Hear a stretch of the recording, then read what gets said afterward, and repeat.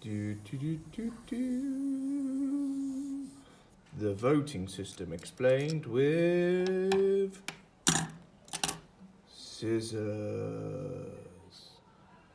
Voting ideology is sometimes described as being either left-wing or right-wing.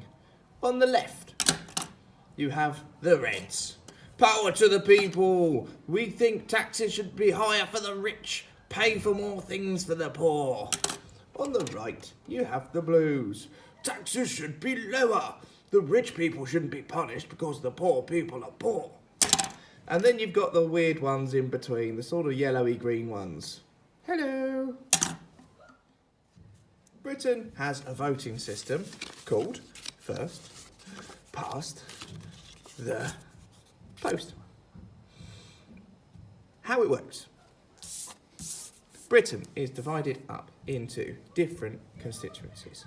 So, for example, the constituency you are in is Thanet North. During an election, each constituency has a vote. The party that wins the most votes in that constituency represents that constituency.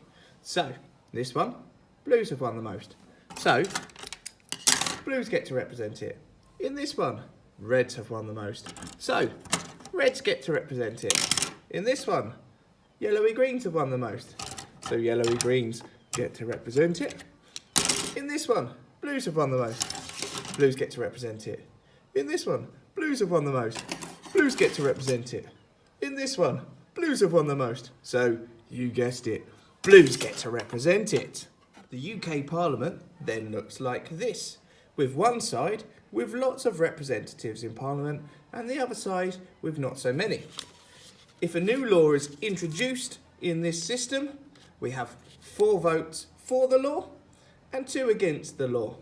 That means the law is passed. It's not necessarily fair or representative of all the people that voted, but it leads to a strong government. Things can get done normally. Now, Germany had a system called proportional representation.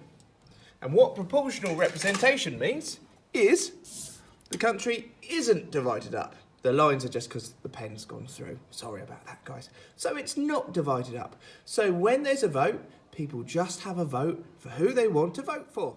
In this system, exactly the same number of votes are placed for each party. So there's the same number that have voted for the Blues, same number have voted for the Reds, and same number have voted for the Yellows and Greens.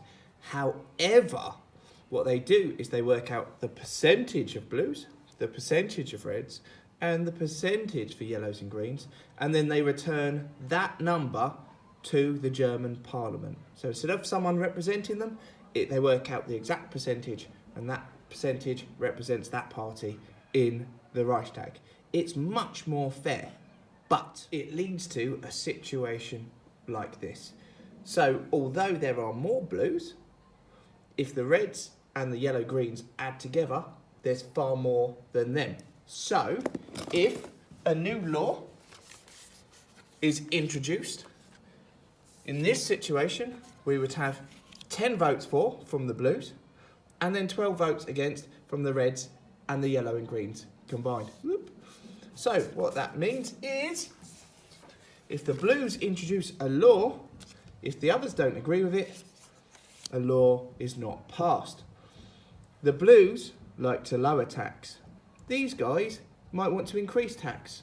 If they face a financial crisis, they might not be able to agree on what to do, and therefore no laws get passed at all. Proportional representation can lead to paralysis of government. Woo! Thanks for watching, gang.